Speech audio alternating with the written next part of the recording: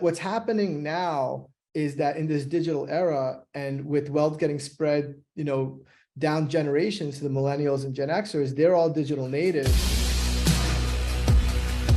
So we're going to talk today about democratizing commercial real estate investing. I was sitting thinking about this topic, and I was like, really, do you have to democratize, real estate investing? But the truth is that you kind of do. There's some pretty high barriers to entry to getting into real estate. Why don't you talk about those a little bit?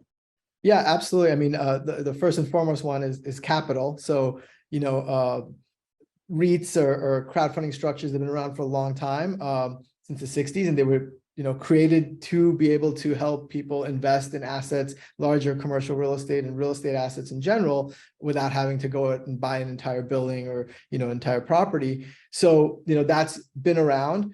But what's happening now is that in this digital era, and with wealth getting spread down generations to the millennials and Gen Xers, they're all digital natives, and they actually invest in even smaller increments and spread their investments through a whole array of assets, not just stocks and bonds like we grew up thinking about.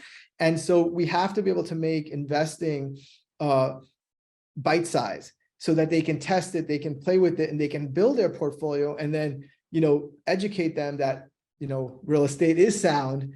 You have a hard asset, it does pay income and all those benefits. And through volatility, I think they start to learn that, and now have the ability to, decide how much they want to allocate to it. But to meet them, you got to be where they're at, and they're in the bite-sized digital, platforms. And so that's why I think democratizing it further and doing what Elevate does is really important, not just for today, but also for the future and for this upcoming generation.